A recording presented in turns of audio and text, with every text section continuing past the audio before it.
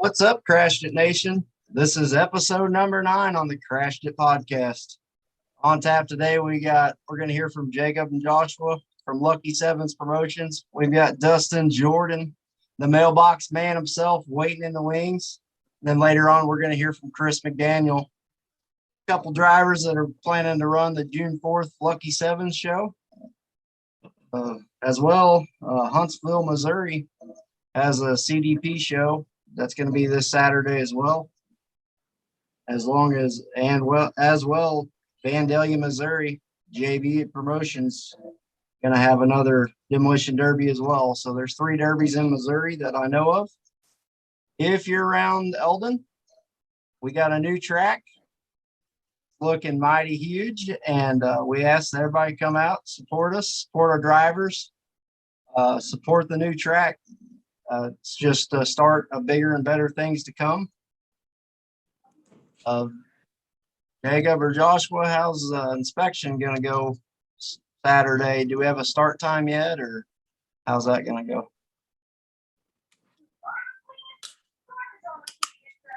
Yeah, so I think we'll start inspection around 12:30 or 1 o'clock for the Derby guys. I think we plan on having 3 lines going. So figure 8 will have, their own line. Gut and goes will probably have their own line, and then the full size cars will have their own line. So we're able to roll through cars pretty quick.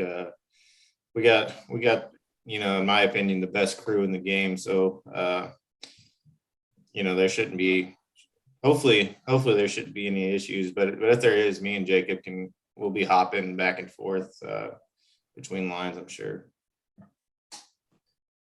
And is the show starting at 6? Is that right? All right. Yes. We didn't know if the show was going to start at 4 or 6 because they were kind of debating that, but so it's confirmed 6 o'clock Saturday in Eldon this Saturday.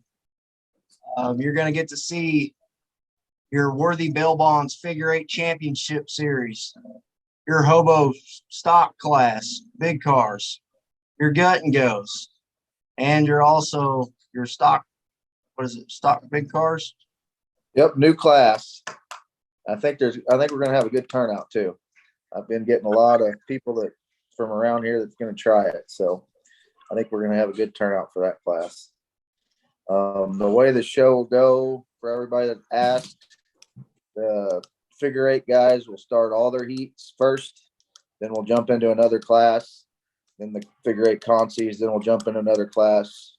That's how it'll go from there on. We'll just have to kind of see how many cars we got to figure out the exact order, but the figure 8 heats will be first no matter what. So just so everybody knows, that's kind of how it's going to go.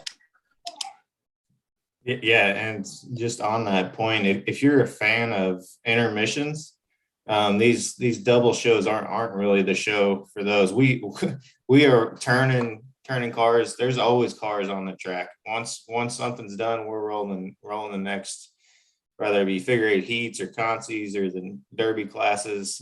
These are my favorite shows because there's figure 8 derby. There's all kinds of action. The girls don't really like it, but we roll through. Yeah, it's nonstop. Yeah, and another thing that I really enjoy about when we have a figure 8 and a demolition derby, I really enjoy.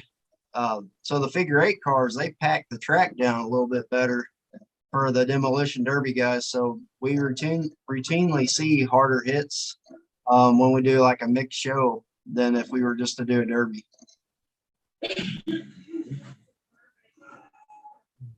Now, Yeah, I'm excited for that hobo class too. I think we're gonna have a decent turnout, and it's gonna be a bunch of varying builds. Like we're not gonna have 15 of the same Crown Vic or something out there. Jonathan, are you going to run this Saturday? I know you talked about it. I didn't know if you got your car done or not. Get it done, but I didn't plan on it. I think I was gonna run Jeff City instead. You're really hard to jump back and forth. Perfect. That's what we like. All over the board. Anything new with Lucky Sevens, or that for later? Nope, let's roll right to it. August 15th, is it, Joshua? That was a total guess. Are we doing this now? Yep, Yeah. let's roll with it. Yeah, August 15th. August 15th. There's been rumblings of a bigger figure eight coming. Russellville, Missouri, race for 28 is what we're going to call it. It's Jacob Foxworthy Memorial Race.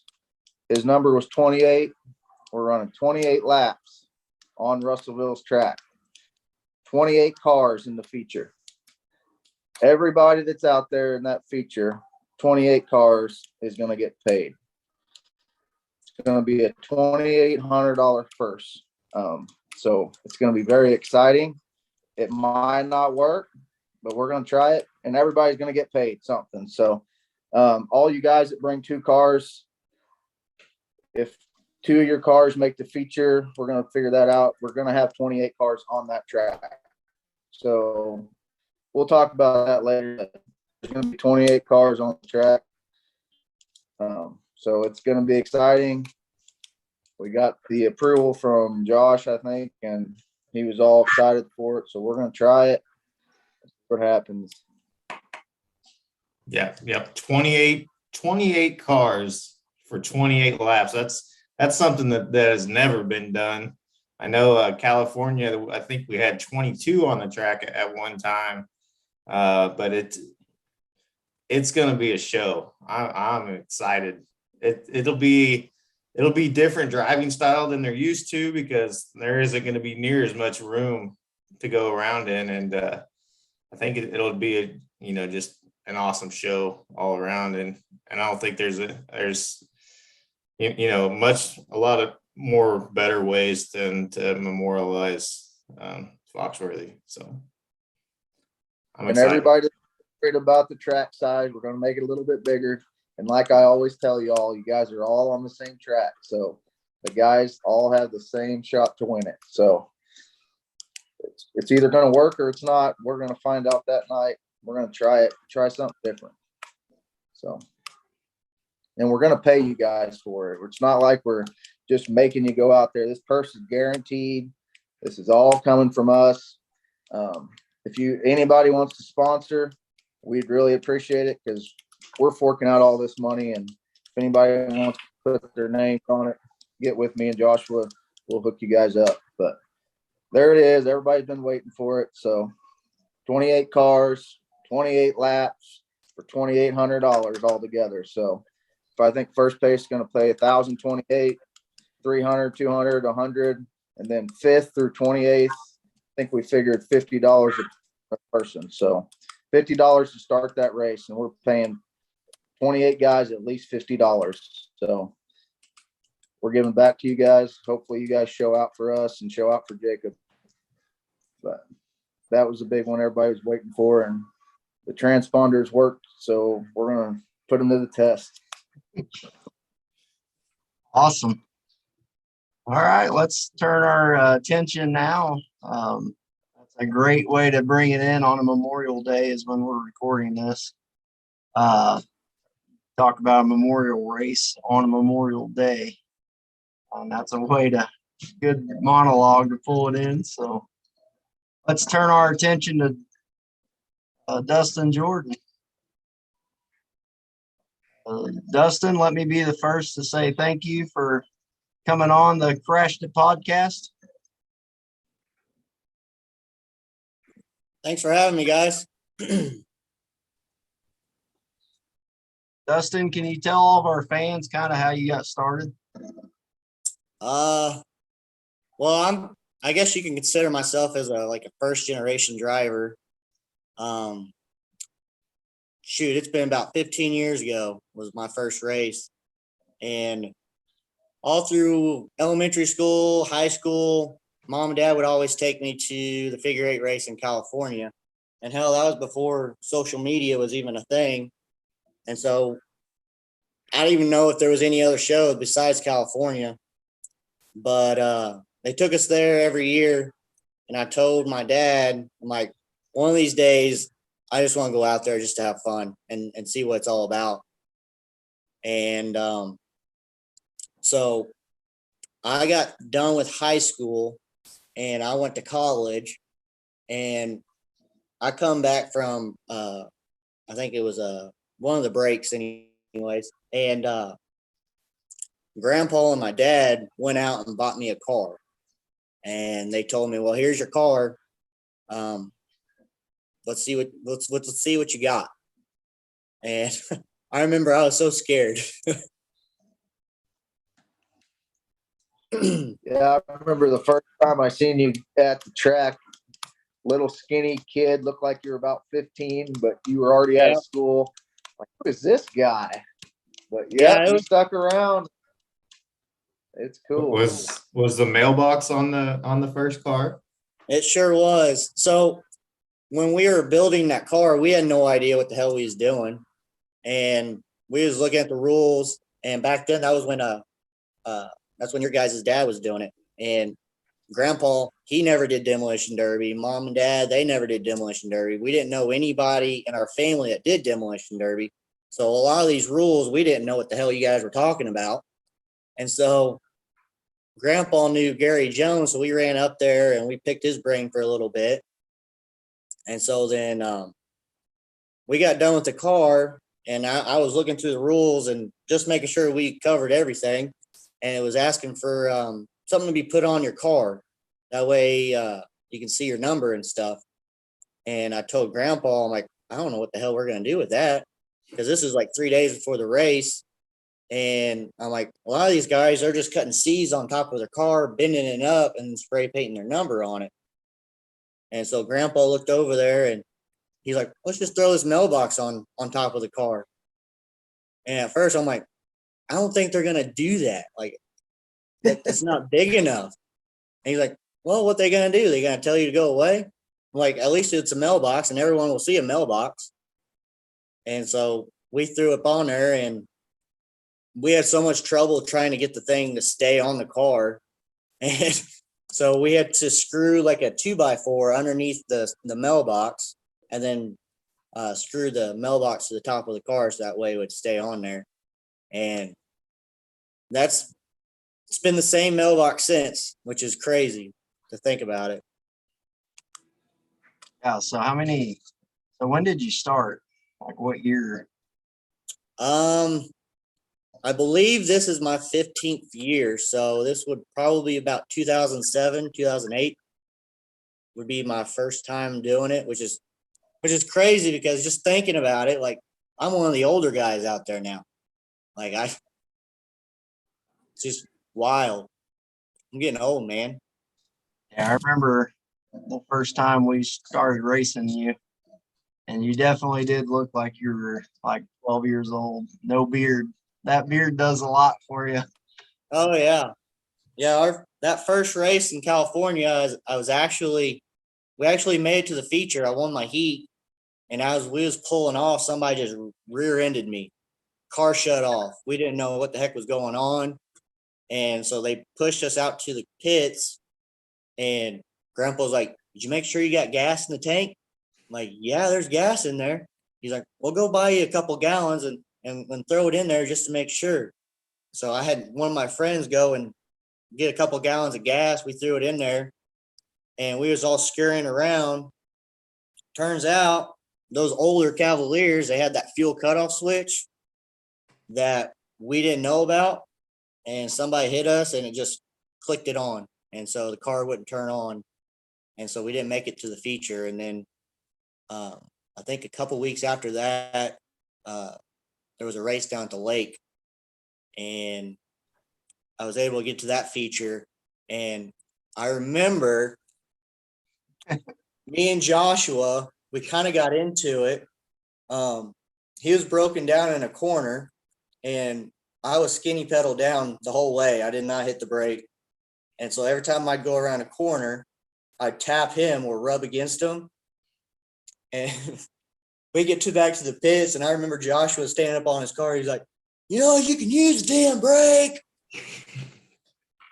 And so then the next week was Eldon, and I sure enough got every bit of it from Joshua. He put me up against that concrete wall, and he tapped me every single time he'd go around. I'm like, all right, yep, I deserve that one. Yep. That's Those are funny. good old days. Was that the old red and white Cavalier 4-door? Yep, sure was.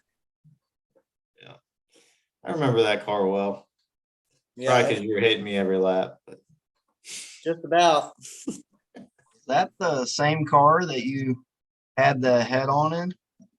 And No, that happened about 3 or 4 years after 2007. So about 2011 is when that happened. that was also a square body Cavalier too, right? No, that was a little Escort That's- that I bought off of Josh Foxworthy because we didn't have any other cars and I wanted to run it. And so that was the paint job that he put a toilet on the side of the car. And I think he won best show there in California. Oh yeah, that's right. Yeah. So you started in 07 or 08, and you're on the trophy. You're on, the traveling trophy. We have a traveling trophy for points champions. Yeah. And you're on there. What year was that? That had to be close to, right after you started. Yeah. If I had to guess, it was around 2010, 2009, 2010. I remember, I think I beat out Kurt Turpin by a point that year. And Yep. It was me, you, and Kurt. Me and Kurt tied for second, and you beat us by 1 point. Yeah. yeah, I remember going after each race, I'd calculate what my points was at the, so that way I have an idea. And I'm like, okay, if I finish this and they finish that, okay, I might get something. Yeah.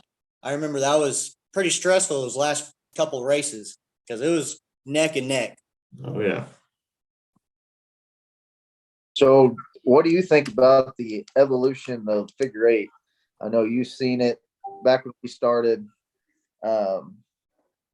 It was kind of just run what you brung, or, guys just bring stock stuff. And now you got guys that build the hell out of these cars, and you do too, and make them last all year. So what do you think about it? Yeah, when I first started, we didn't have sidewalls on the side of the tires. It was all stock bumpers. It was basically all stock, and you would be lucky to have a car last 4 races. But that was back when you did maybe 6 to 7 shows a year. Nowadays, you really have to put in the work and the time and the money to make a car last longer than just 3 races. And you have to race smarter too, because you can't just go out there and bump into somebody because you know that your frame is going to get bent. I know about midway, about 4 or 5 years ago, I was kind of hesitant on the whole evolution thing. I wasn't a big fan of it because at the time, I just didn't have the time. I didn't have the money to throw in to an extra car. And so that was probably why I wasn't a big fan of it. But now, that's just part of sports. It always evolves, especially when as competitive as all these racers are. It's crazy, just when I have one of my cars from 10 years ago pop up on my timeline on Facebook, I'm like, geez, that car would only last maybe a race nowadays.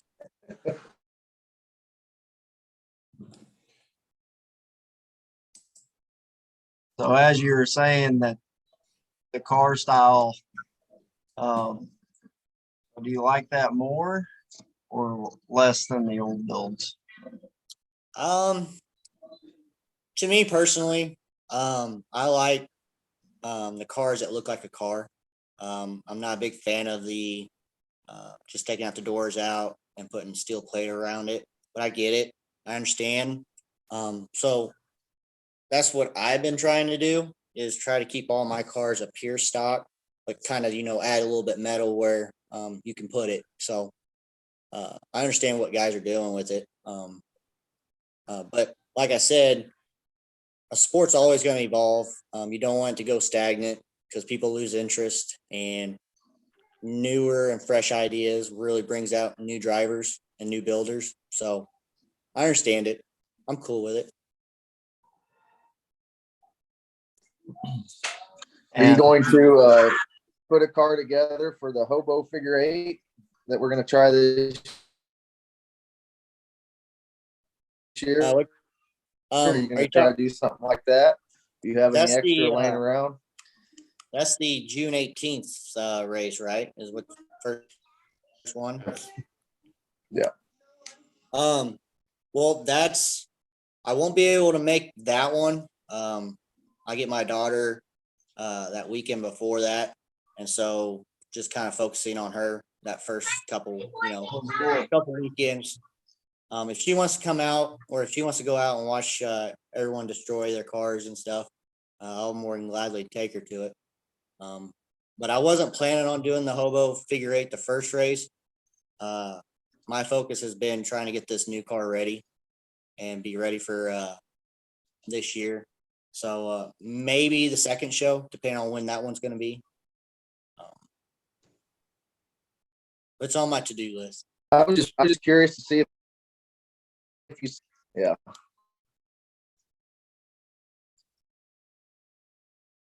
The school guys, I know bring it, but I didn't know if some of the old school guys, if we'd see them in some of the hobo figure eight class as well. Yeah, I got a couple cars out there that I could probably put together pretty quickly. But yeah, I mean, one of them needs a transmission, another one needs a motor. Other than that, she's hasn't been touched, hasn't been stripped or anything. So if I have time, we could try to get out there. so Dustin, you've been in sport quite a while now. Is there something like what drives you to keep going? I'm just a competitive guy. I enjoy going out there and giving it my all. Seeing how my time and my money and my, see how that kind of compares to everyone else out there. But being competitive, I've always been competitive growing up. I always want to try to do the best as I can.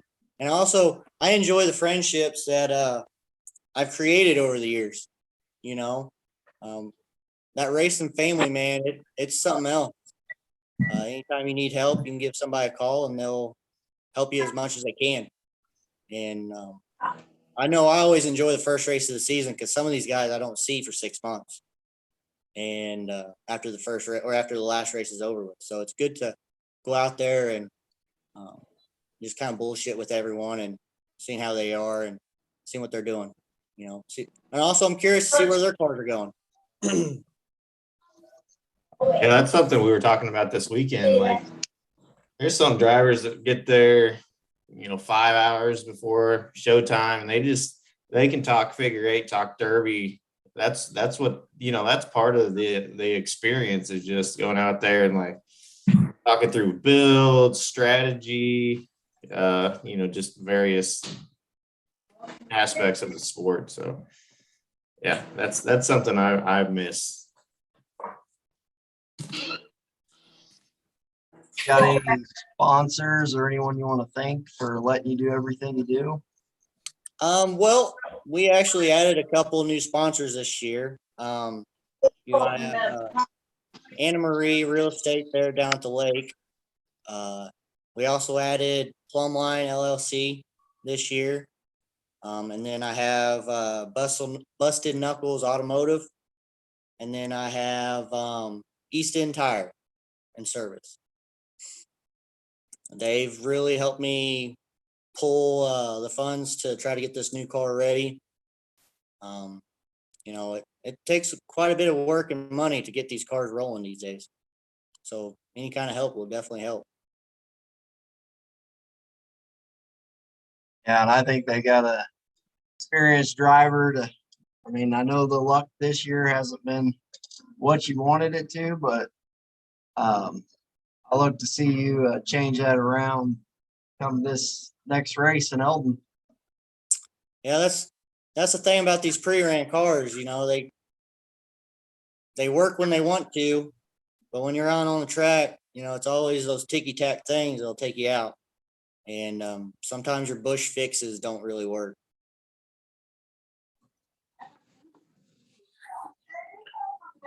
So did you hear the news about the new race that we're going to try this year, that the Jacob Foxworthy Memorial? What's your first thought about that, fresh off of the news?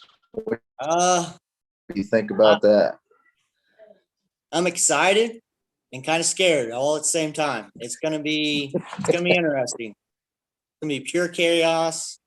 It's gonna be great. It's great that you guys are doing this for the family. I know they've been around a while, so it's good seeing that, you know, promoters are really taking an interest in other people's livelihoods. You know, I the last few years, me and Jacob, we were close. Every time I go into O'Reilly's, he'd always give me crap about driving a Ford, or was asking me if my Cavalier's broken down again. And he was always good with those insults. And sometimes you had to walk in there and you had to be prepared to like have a comeback, and I hardly had any. He knew where to hit you. That's cool. Yeah, I just wanted to get your live reaction because we just announced it. So no time to even think about it. It's going to be good. Yeah. And one thing we forgot to announce is that night is double points night as well. So like Jonathan was saying, you've had some tough luck the first couple of races, but you know, that I have a feeling that feature is going to have some huge implications on point series race. You're just set the tone really for the rest of the year. That's kind of the halfway point of the season. Oh yeah, I mean, look what happened last year, or when I won the points. It only takes one race, and it can decide first through fourth pretty easily. So it's anybody's day at this point. Yeah, and another thing, I don't know about you, but it seems like every now and then you just find that one car that you can consistently count on a trophy, and that new one might be another one that you can count on. So I sure hope so. It's not going to be a lack of trying to being out there. That's for damn sure. If you paint it though, if you get rid of the orange, that's already starting off on the wrong foot, Dustin. I mean, you can argue saying that car is orange to their core, you know? There we go. It's in its blood. It's in its blood. Orange blood. I had to chase you guys down way too many times, and kind of have to keep. And plus, the mailbox doesn't look good on orange. I'm sorry, guys. Just doesn't look good. yeah, I'm still. So have you ever rolled any of your cars? I have never rolled a car. That's gonna be a sad day because I know if I roll it's happening now. yeah, You better find some wood to knock on. I'm knocking on it now. I just know if I roll it, I'm probably gonna be an emotional wreck because that mailbox means a lot to me, and I would not get rid of it. I'll probably hang it up in the house somewhere. But yeah, I haven't rolled it. I haven't rolled a car ever. Been cut out of one. But that's about it. Do you have a favorite type of car or engine that you prefer? I like the Cavaliers just because I know what to expect with them, how to build them a certain way. As far as motor wise, the Ecotechs, they seem like they're a little bit quicker, but they're a pain in the ass to work on compared to the 2.2s. And YouTube only helps you so much. You don't have your own master mechanic like all these other guys. Nope. I am the one. I've had people ask for help or ask to help me, but I kind of have that single mentality of if something breaks, I know it's my own fault. And so my mechanic knowledge came from my grandpa and my dad. And like I said, they weren't into the whole derby, demolition derby. So as far as, fixing it the right way, they just wanted to replace everything basically. And it wasn't really any bush fixes or stuff like that. So then thank God for YouTube. That's all I gotta say. I'd be calling a lot of people, ask for help at that point.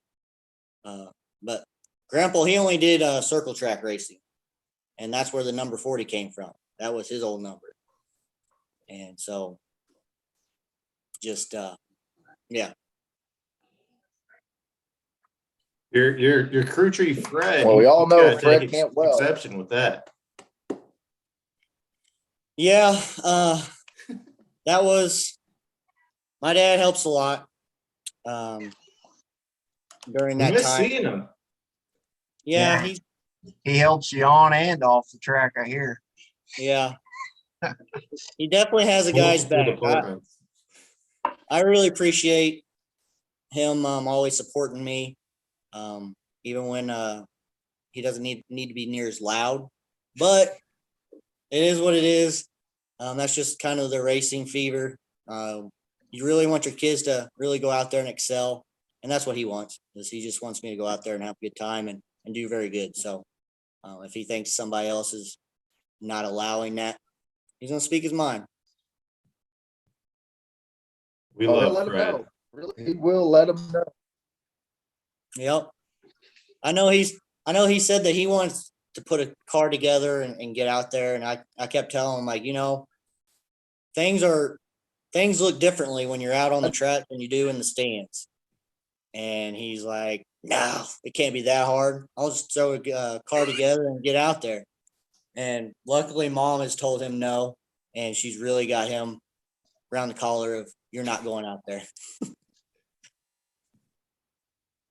Oh, I would pay a lot of money to watch that. Me too. I just hope I'm not in the same race as him. Oh.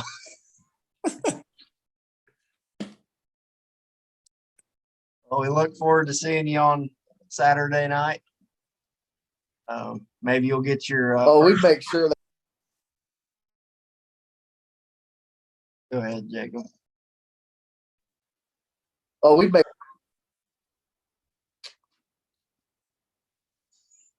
I don't know.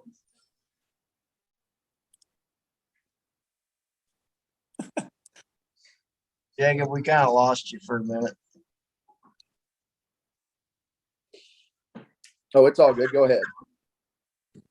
We look forward to seeing you Saturday night. Thanks for joining us on the podcast. Sorry about all the technical problems that people won't know about, but It's all good, man. Part of it. yeah, always trying to improve things. Sometimes take a step back. Well, I just want to tell you guys that I enjoy what you guys are doing. Doing these podcasts, it kind of gives you insight of all the drivers and whatnot, and letting the fans know who we are as a person instead of, seeing a car out there. We really do appreciate you guys organizing these shows. I know during COVID, you guys still did your guys' work, and all the drivers really do appreciate everything you guys have done since coming on.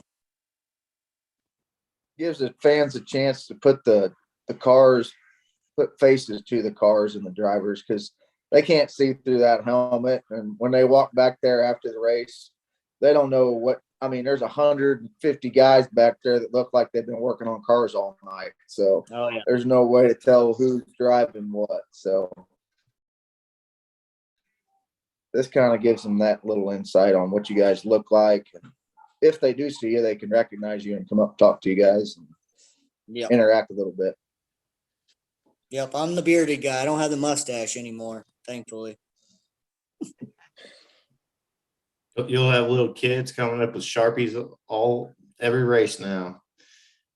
Hey, Getting that I'm all mailbox man autographs. I'm all about it. They can take pictures with the car. They can get inside of it, take pictures. That's what we do. Once again, we'll see you on Saturday. Good luck.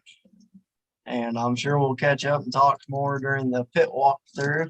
And that's, one thing I started doing, and I really enjoy it because everybody's in a good mood before the race. So kind of gives all the youngsters that follow me on YouTube a chance to see their favorite driver and kind of know what they look like, because they're always coming up to the announcer stand and telling me like, hey, that's my favorite driver. And I've started talking to a lot more of the people around and with the microphone. I know you guys probably didn't hear it the last race, but I interviewed about 27 kids, I think, at New Bloomfield. You had a couple fans in there, so. That's good. Let's keep her going. Thank you. Yep. Thanks, guys. Thanks, Dustin. See ya.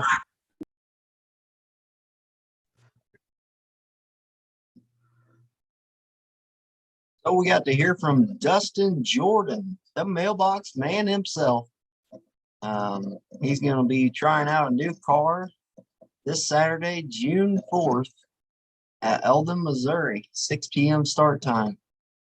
We got to hear from co-owners of Lucky Sevens Promotions, Jacob and Joshua.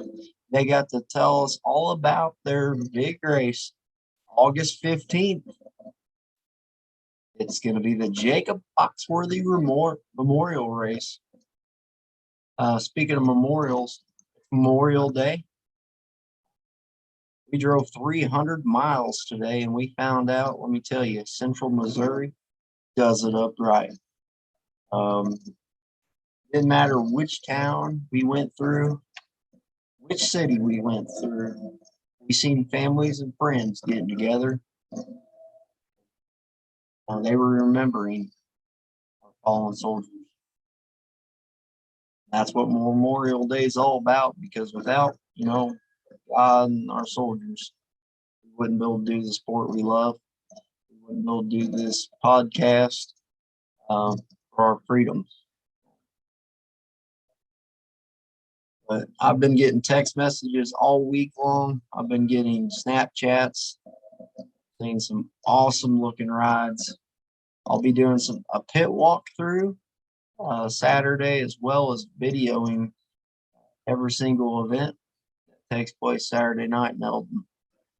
If you miss any of the action, which I wouldn't want to miss any of it, but I understand life happens sometimes. If you happen to miss it, you can catch all the action on YouTube. It'll be later on in the week, next week, but I've been trying to get a hold of Chris McDaniel all night long. Chris was supposed to, we were going to have him on here tonight, but sometimes it's my technology's fault. I couldn't had him on here, and I didn't. Something was going wrong.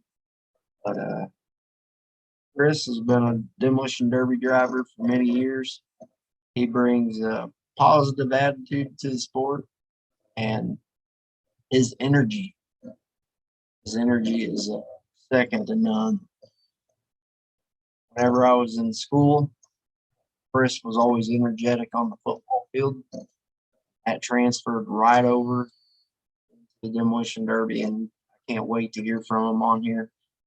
Maybe next week we'll be able to get him on here. I'm going to reach out to him this Saturday, ask him if he wants to come on next week episode of Crash It Podcast. I thank all my supporters, all my listeners. Guys, keep hitting that like button, keep hitting the subscribe button, and keep support, because every little bit of support I get is going right back to the drivers, and you guys are going to start seeing that getting closer and closer. Thanks again for everybody that's reaching out. Thanks for all the support, and thanks for comments on. Thanks for letting us know how we're doing. Well, thanks for giving us advice on things we could do a little bit different. This is my second week with this system, this new system where we can actually put a face to the driver. And I think I'm figuring out more and more about it each and every week. Maybe next week I'll be able to provide, top of the line content. That's what we're shooting for. Just hang with us and we'll get it all, get perfect content to you. Thanks everybody for all the support again. And this is going to be the wrap on Crashed It Podcast episode number 9.